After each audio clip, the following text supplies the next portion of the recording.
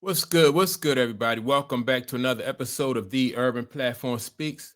Make sure to like and subscribe as you come into the channel. Check out the content. And with that being said, man, I want to make a comment on this post that came across my timeline with Angel Reese on it. And this is what Angel Reese has said. I'm not sure if this is a recent post, but I do know that she said this a while ago. She said that I promise you, let me see, we aren't going to play unless we get NBA money, right? And so yesterday, before I get directly to that quote, but yesterday they had an extension for the WNBA players CBA, their CBA talks, right? And so there was an extension granted. So I'm going to play the news report first before I get into what I think of Angel Reese when that the statement that she made. So here we go with this news report. Fans of the W, listen up here. The WNBA and its players have agreed to a 30-day extension of the collective bargaining agreement. And the deadline was originally set for today, is now being pushed to November 30th. The two sides have met several times this week to try to iron something out. At the center of the negotiations here is how the league's salary cap will be determined. So the question is, what happens if no deal is reached in the next few days? Well, another extension can happen, but if they don't, it could lead to a work stoppage with a strike initiated by the players or a lockout initiated by the owners. And I know Lynx fans are hoping to see the team back on the court next season. We'll keep you updated. All right, so you hear right there, right? So there's an extension for the WNBA, the CBA talks, right? And like I've always said, if the players take this approach right there, like what Angel Reese, how she feels like if they don't get NBA money, unless she get NBA money, then she's not going to play, right? I think that she's really overplaying her hand if they take that approach. I do agree. I think that the WNBA players deserve a raise, but they can't expect to get NBA money when they're not playing. They're not filling the arenas like the NBA. They're not getting the people to watch like people watch NBA games, and they don't generate the type of income that NBA players generate. So they can't expect that same kind of money. Now, if they was putting up numbers like that and people was watching the WNBA the same way they was watching the NBA, then I could see that, right? I can see them because I made other videos when I have said that I do believe that these women deserve raises, and I think that it's a shame that that they're like the lowest professional sport. They get paid the least. Their bargaining agreement, or what is it called? Their percentage or their share that they get is, I think it's like 9%, which is lower than all other professional sports, which I don't think is good, right? Some people say, well, it's based on what they bring to the table or what they, or how the fans support them. I don't know. I just think that 9% revenue share is cheap, but I don't think that I wouldn't recommend that these young ladies overplay their hand by going on strike. I think that if they go on strike, I think they hurt themselves. And a lot of athletes live check to check, right?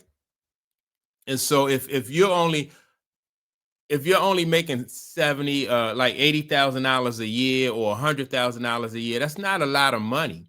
So if they do a strike or a lockout, those players who don't make a lot of money, which is most of the WNBA, they won't be able to hold out for very long.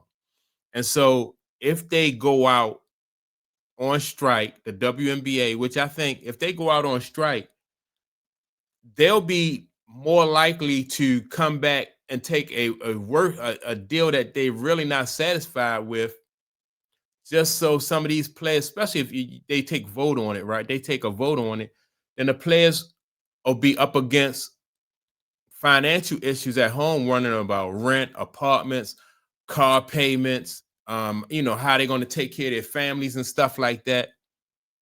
And so if they're in that position, then they're going to sign a deal that they really don't want, and they're not going to be happy.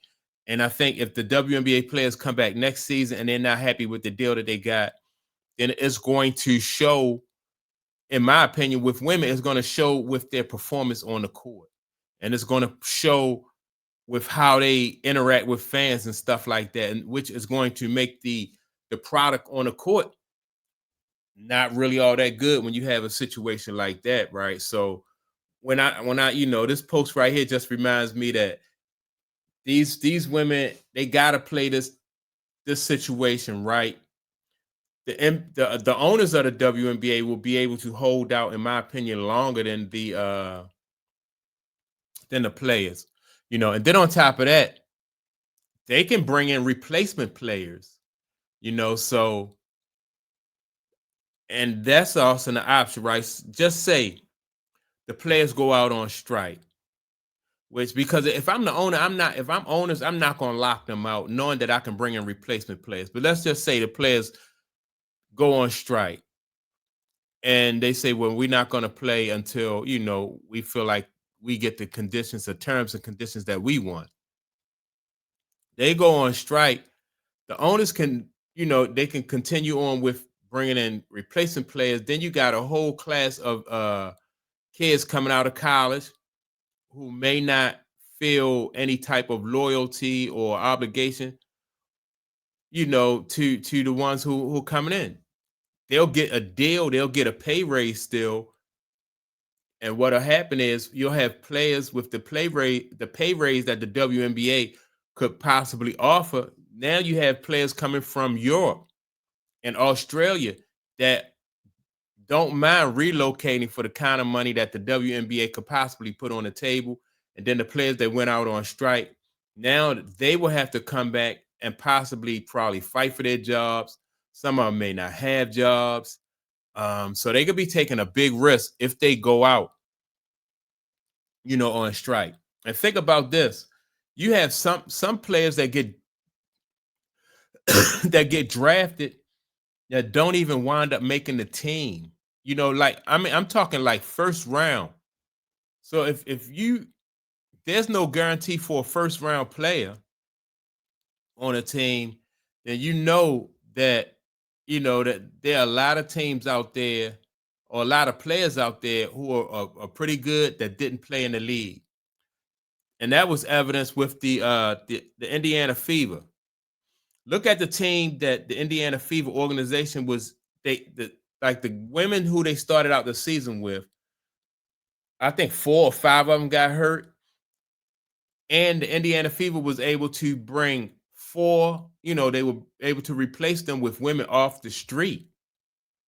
So that says that there's talent out there, people who are pretty good, who are very good, and not having jobs in the WNBA.